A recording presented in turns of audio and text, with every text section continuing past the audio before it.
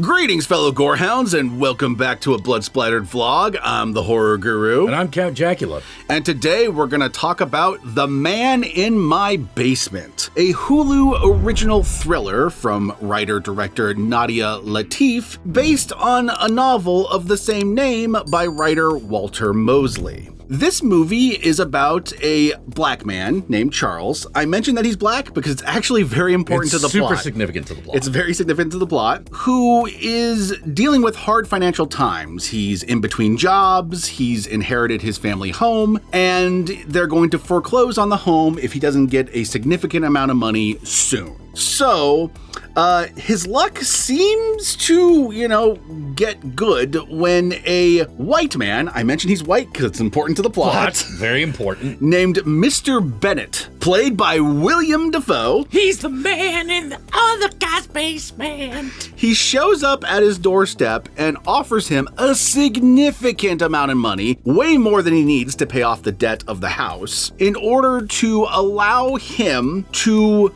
live in his basement for 3 months. Main character doesn't want this, but eventually he gives in when the finances get bad enough. Yeah. He turns the basement into his own personal prison and locks himself up in a cage. Yeah. Now that is as far as I'm gonna go into telling you like the intricate plot details, and I'm going to start talking vaguely about the movie because the rest is going to run into spoiler territory because there is a huge chunk of this movie that is the mystery of why this guy is doing this. Why he's doing this, what this movie is about. Yeah. Because it doles it out very deliberately. Yes. I will say that the themes of this movie are basically like this movie's about struggling with one's own identity, one's own racial identity, and one's connection or lack thereof with one's own ancestors. Yeah. But how that ties into the plot kind of runs into spoiler territory. Yeah, it does. So we'll talk more about that in the spoiler section. But I will say, I was actually pleasantly surprised by this movie. I had no idea what I was getting into when I clicked on the movie. All I knew was it starred Willem Dafoe, it's called The Man in My Basement, and that it was some sort of thriller. Yeah, and it was going to be something about a guy in a basement. Yes.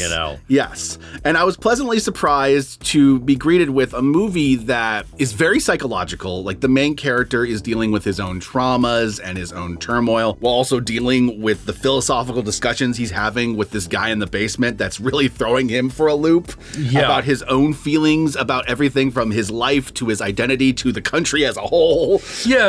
And there's definitely a little bit of that, like, who's the one in the cage? Yeah, man? Who's the real one in the cage? Yeah. Is it him or is it, the main character, Charles? I thought all of that was super engaging. It was really well done. The performances between these two actors when they're just in that basement acting off one another alone is worth checking out. Yeah. It's an actor's tour de force. Mm-hmm. And then you add in like everything else in the movie, and I just thought this movie was actually somewhat of a gem. It's not like the most exciting movie you'll ever see. This is more of a philosophical movie, if anything. Yeah. Or a psychological thriller, but not like a bloody one. It's all psychological. Yeah. It's all about in one's It's literally head. two characters having a philosophical discussion, with these very weird stakes. Yes, absolutely. And you're not even sure what the stakes are for part of the movie. That's part of the fucking question. Like, it's like, there's got to be a catch, right? To all this, what's the catch? And you do learn over the movie there are quite a few significant catches. But yeah, this movie is not the movie that is going to be most people's favorite movie of the year, but it is going to be a movie that's going to make you think a lot when you're watching it. I definitely found myself pondering it for days after watching it. Because that's one of my favorite movies of the year. It was really good. Yeah. It's really fucking good. What I mean by that when I say it's like not going to be anyone's favorite movie of the year, I just mean like it's not like super action packed. It's not like super exciting. Like it's it's not a crowd pleaser. It ain't crowd pleaser. Ain't that kind of movie. It's not that kind of thriller. It does have some like moments of danger, but it's not like say like Basic Instinct. You're not going to get that finale where like someone's being chased through a house or something like that. Yeah, exactly. Like this is more of a Brothers Karamazov. This is the kind of thriller that could have been a stage play and worked really well. Oh, definitely.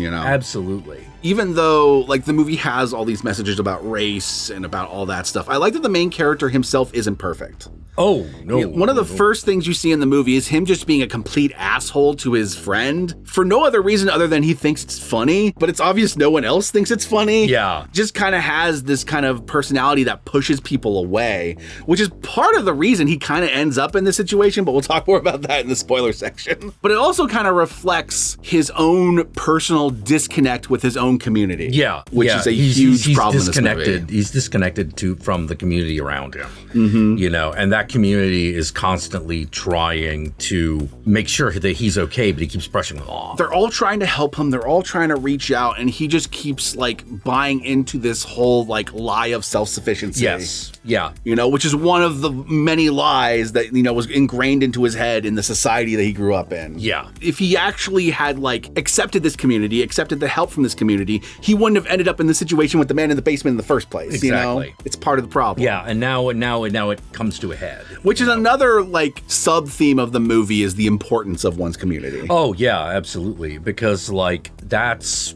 part of where your real identity comes from. Yep. So anyway, my fellow gorehounds, the man in my basement, not the man in the basement, as my brain keeps wanting to say. Yeah, the man in my basement. The man in my basement is available on Hulu. It is a Hulu original movie. Check it out. It costs nothing if you already own Hulu, so it's worth checking out. And with that said, my fellow gorehounds, let us move on to the spoilers so we can stop vaguing around the things that happen and or discussed in this movie. Yeah, because there are answers. There are. And with that said, let's move on to the spoilers.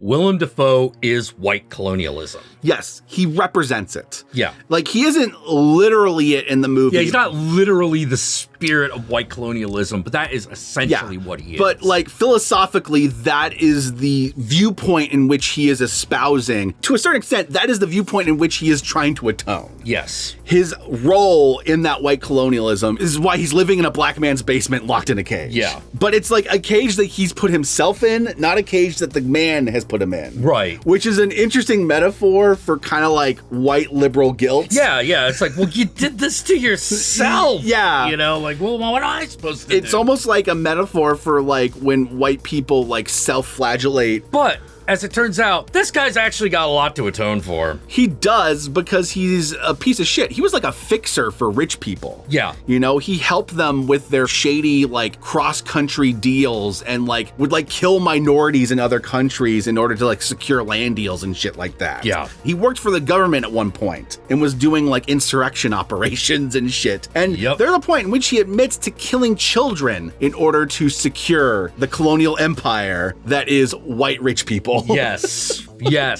Which is why he's locked himself in this cage, you know, it's why he's picked this guy and all that stuff. But I want to point out, even though he's supposed to be atoning for all this, even though he's locked himself in this cage and Charles is supposed to be his jailer, the person who's punishing him for all his sins, he's still the one who's put Charles in that position. Yeah, he's put Charles in that position and he keeps making demands of him. And blackmailing him. Yes, yeah. Mr. Bennett is the one who got his house foreclosed on in the first place. Mr. Bennett has forced him into becoming his jailer and is trying to cry to him about like all these sins he needs to atone for while he's still being a colonialist, controlling him and turning him into his own slave. Yeah. A spot-on metaphor for America. Yeah. Holy shit. There's an interesting metaphor in the movie when he's trying to make money before he takes on Mr. Bennett. He decides to try to sell a whole bunch of stuff in his family home. Yeah. Oh, yeah. Right. And, you know, he brings in this antique dealer woman and they find these like ancient masks that like came from Africa. Yeah. Like they're like ancestral masks. She's trying to convince him like, no, you shouldn't sell this. You should like make your own little museum and like put it, because this is like your heritage. Yeah, this is like your ancestors. This is a big deal. And the masks kind of like serve as a multi-purpose metaphor over the course of the movie, because for one, the main character is wearing a mask this entire movie, at least until the end, and he takes the mask off. Yeah. Like a metaphorical mask. But number two, the masks also represent his lack of connection to his ancestors and his community. These are symbols of his community, symbols of his heritage, symbol of his ancestors, and he is willing to give it up for the almighty dollar. Yeah. For white man's money. Yep. So I really fucking like that. I also like just stylistically, like for the most part, this movie's shot very simply. You know, it's a lot of it is a conversation of two men in a basement. Yeah. But there's some stylistic choices that I really like. I really like the scene in which he goes to this party, and over the course of the movie, one of his best friends, his childhood friends, like there's this whole subplot of him like getting hitched to this girl that's happening like off screen. And he goes to a party where they're celebrating the hitchening that has happened between these two. And the scene is shot using that particular slow-mo effect where you have someone stand still and everyone's kind of like blurry moving around them in slow motion. Yeah. A lot of rap videos from like the early 2000s did that. Yeah. And it's a great way to like represent someone who's like isolated in a crowd. Yes. And I love it because it's a great way of showing how utterly disconnected he is to all these people at this party who are ostensibly his community. They're his friends. Yeah, they're his community. They're his friends. You know, they're the people that he could turn to for help. And there's a point in which the guy he was an asshole to earlier in the movie offers to pay for his house. Yeah, offers to buy his house from him. But he's too prideful to take this guy's help and take this guy's money. And the guy, like, has no reason to do this. He's just doing it because, like, hey, man, you're my brother, man. You're one of us. You're part of this community, and I'm willing to help you out here. And he just can't do it, you know? It's like he's bought the individualists. Scam. Now, there's a lot of reasons why the main character is the way he is. Like, he had an abusive stepdad that beat the shit out of him. Oh, yeah, that's right. Uncle. It wasn't a stepdad, it was an uncle. But it was like a father figure who just nailed all this toxically masculine shit into his brain. Yeah. Well, like, only time the N-word is used in the movie is when the uncle is saying it to Charles. Yeah, and there's a reason why it's the uncle. Yes. You know why. You know why it's an uncle. Yeah, you know why. I should have remembered that it was an uncle for a specific reason.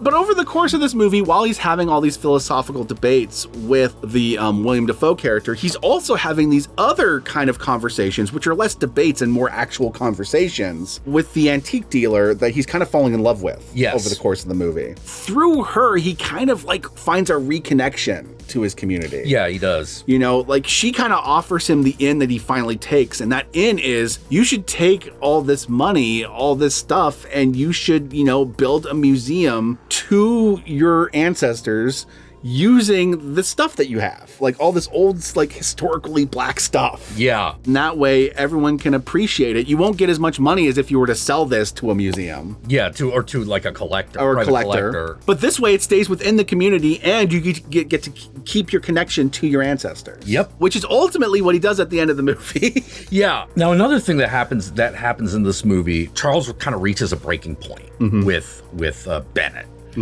And all of a sudden he realizes, wait a minute, you're chained up in my basement. Yeah. This relationship's just about to change. I do love when he fucking leaves him starving down there for like 4 days. Yeah. They get into this huge discussion of where Bennett comes from and everything. And like, at this point you realize, okay, Bennett is the white man. But then he doesn't really understand where he comes from. He wears blue contact lenses. His eyes are brown. Yeah. Charles goes, so you don't know if you're not black after all. Yeah. And I was like, damn! He's got like this confusing mixed race fucking background that he's not even sure of. He doesn't even know who his parents are and stuff. Yeah. So he says all these things about himself, but it's largely a fiction that he's created of his own identity. Yeah. So he is also wearing a mask the whole time. Yeah, the entire time. And I just love that, like, oh, you don't know if you're 100% white. You don't, do you? Ooh, so good. That's a condemnation of whiteness right there. Another scene I really like is the whole montage at the end of the movie when Mr. Bennett has essentially killed himself. Oh yeah. And he's left these like series of demands and some money for the main character. The main character takes the money, makes his museum, but then all the demands the guy left in these notes is like, please give this to blah, blah, blah. He just burns it. Burns it. Yeah, just throws it in a bonfire. Fuck that. We're not doing that. I am no longer taking demands from you, motherfucker. Yeah. I'm taking your money and I'm building something out of it, but fuck you and your legacy. Yeah. Yup.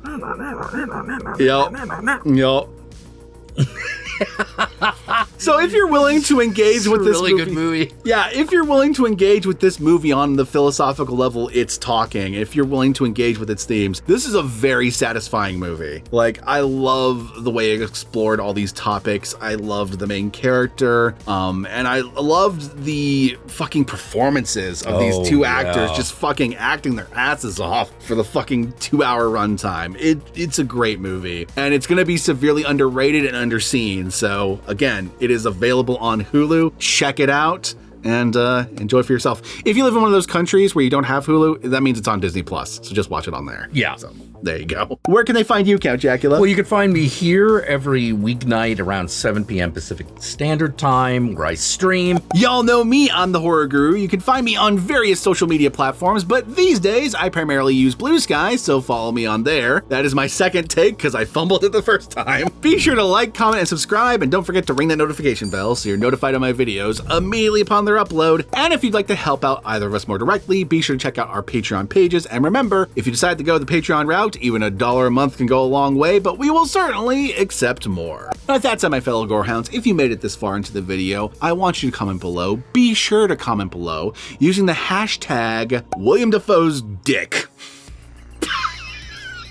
Apparently, Lars von Trier said that they had to use a dick double in the movie Antichrist, which if you've seen that movie, at the beginning of the movie, it's basically William Dafoe and this chick going whole hog. Yeah. They're just fucking, he's just ramming her. Just damn. They had to use a stunt dick for that scene because William Dafoe's actual cock was so big it was distracting, so they had to get a smaller stunt dick, which is hilarious to me because if you watch that scene, the dick in that scene is pretty big. Yeah. It's not small, so you're like, well, damn. Hashtag William Dafoe's dick. Work that into your mouth. I mean, your comment below. Get your mouth round it. That way I know, that way Jack knows, that way the whole world knows that Jesus has a massive dong.